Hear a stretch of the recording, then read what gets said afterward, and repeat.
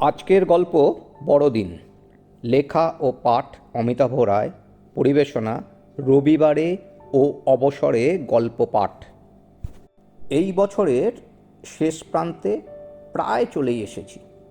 এটা 2025 সাল, গাণিতিকভাবে একটি নিখুঁত বর্গ বছর। 45-এর বর্গ এই শতাব্দীতে একটি বিরল ঘটনা, যা আধ্যাত্মিকভাবেও তাৎপর্যপূর্ণ। মজার তথ্য এই যে 2025 সালকে 20 আর 25 দিয়ে ভাগ করা যায় এবং 20 আর 25-এর যোগফল 45।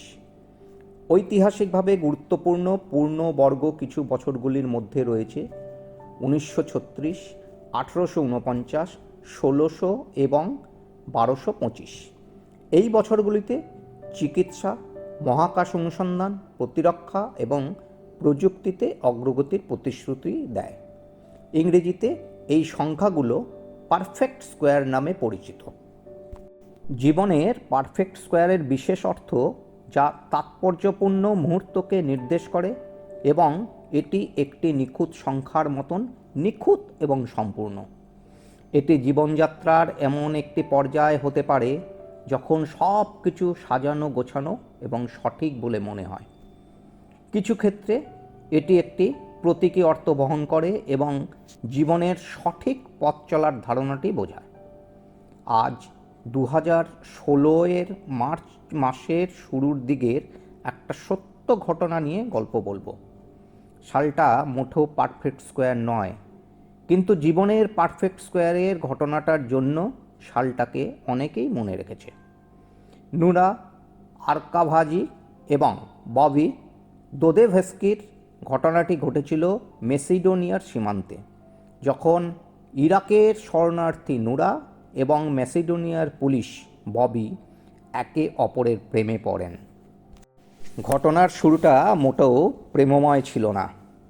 রাজনৈতিক বাতাবরণে সৃষ্ট একদল শরণার্থী ইরাক থেকে সার্বিয়ায় প্রবেশের চেষ্টা করছিল। তাদের মধ্যে একজন ইরাকি তরুণী অসুস্থ। নুরা আরকাভাজি নামের নারীটি কুর্দি মুসলিম। ইরাকের সহিংস অঞ্চল দিয়ালায় থাকতেন 20 বছরের নুরা। আইএস জঙ্গিরা তার বাবাকে অপহরণ করে নিয়ে গিয়েছিল। বাবা প্রকৌশলী ছিলেন। জঙ্গিরা বাবাকে জিম্মি করে মুক্তিপণ হিসাবে বিপুল অঙ্কের অর্থ দাবি করে।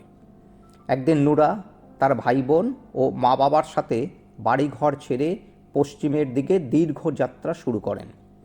সীমান্ত পেরিয়ে তুরস্ক হয়ে একটা নৌকা নিয়ে গ্রিসের লেসবস দ্বীপে পৌঁছানোর পর ম্যাসেডোনিয়ায় প্রবেশ করেন। উদ্দেশ্য ছিল জার্মানিতে পৌঁছবেন।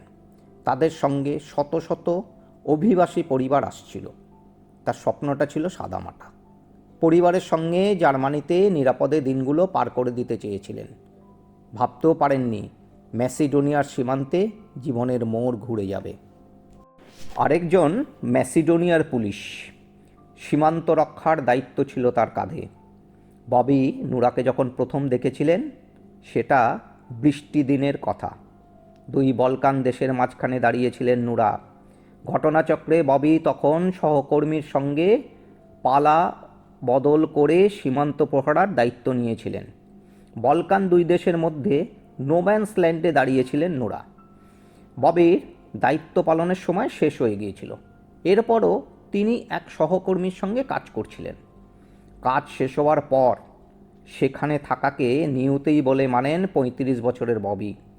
না হলে নুরার সঙ্গে তার দেখা হতো না। প্রথম যখন ববির সঙ্গে দেখা হয়, তখন নুরার অনেক জ্বর। সারিয়ে তুলতে সেবা যত্নের ত্রুটি করেননি। তিনি ইংরেজি ভালো জানেন বলেই পুলিশের অন্য সদস্যরা তার কাছে নুরাকে পৌঁছে দিয়েছিল।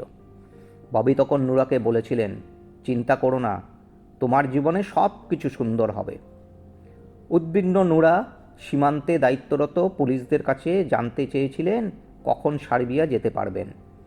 আদৌ সীমান্ত পার হতে পারবেন তো? বলকান দেশগুলি যে সে সময় অভিবাসীদের জন্য দরজা বন্ধ করতে শুরু করেছিল, তাই সবাই ছিলেন উদ্বেগ উৎকণ্ঠায়।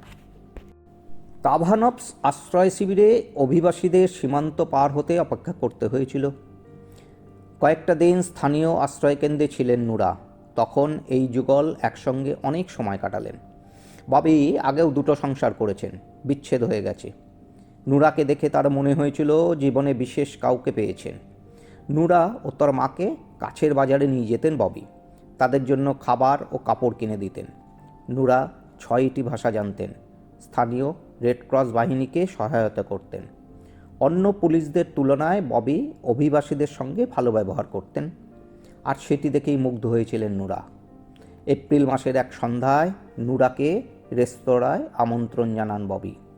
নুরা স্বাভাবিক থাকলেও ববিকে তখন খুব ভীত মনে হয়েছিল। ববি বারবার জলপান করছিলেন। হঠাৎ করেই নুরাকে ভালোবাসার কথা বলেন। নুরার মনে হয়েছিল ববি তার সঙ্গে মজা করছেন। বলেছিলেন, তুমি আমার সঙ্গে মজা করছো? কিন্তু ববি অন্তত 10 বার নুরাকে জিজ্ঞেস করেন, আমাকে বিয়ে করবে? কিন্তু ওদের ধর্মও আলাদা। আর ববি দোদেভস্কির নামের পুরুষটি অর্থোডক্স খ্রিস্টান। এত ব্যবধান, তবু তারা প্রেমে পড়লেন। নুরা রাজি হয়ে যান এবং এক পর্যায়ে সম্মতি দিলেন। জানতেন একজন অমুসলিমের সঙ্গে মেয়ের বিয়ে দিতে চাইবেন না মা বাবা, তবে দমে যাননি।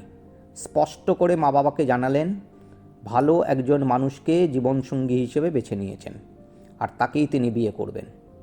আর কাউকে বিয়ে করতে চান না। তবে মা বাবা খুবই ভয় পেয়ে গিয়েছিলেন, খুব রেগেও গিয়েছিলেন। গবেষণায় দেখা গেছে ভালোবাসার ফলে শরীরে অক্সিটোসিন বন্ধন হরমোন নামক হরমোন নিঃসৃত হয়, যা শুধু সঙ্গীর প্রতিই নয়, অন্যদের প্রতিও উদারতা ও পরোপকারী মনোভাব বাড়াতে সাহায্য করে। তবু পরিবারের অন্য সদস্যরা এগিয়ে গেলেও নুরা নিজের জীবনসঙ্গীকে খুঁজে পেয়ে রয়ে গেলেন ম্যাসিডোনিয়ায়। প্রেমে পড়লে মস্তিষ্কের লিম্বিক সিস্টেম সক্রিয় হয়, যা আবেগ এবং স্মৃতি নিয়ন্ত্রণে গুরুত্বপূর্ণ ভূমিকা রাখে। এই কারণে নতুন প্রেমের স্মৃতিগুলো প্রায়শই খুব শক্তিশালী এবং ইতিবাচক মনে হয়। সব বাধা পার হয়ে ভালোবাসার জয় হয়। নুরা ববির বিয়েটা কুমানভায় 13ই জুলাই 2016 ধুমধাম করে অনুষ্ঠিত হয়েছিল। সেটা ছিল নুরার জন্মদিনও। নানা ধর্মের 120 জন অতিথি সেই বিয়েতে উপস্থিত ছিলেন। রেড ক্রসের কর্মীরাও সেখানে ছিলেন। ববির বর্তমান সংসারে আগের পক্ষের 3 শিশু সন্তানও থাকে। নুরা প্রথমবার অন্তঃসত্ত্বা হয়েছিলেন। ম্যাসিডোনিয়াকে এখন নিজের দেশই মনে করেন তিনি, আর প্রতিবেশীরাও তাকে বিদেশি বা শরণার্থী মনে করেন না।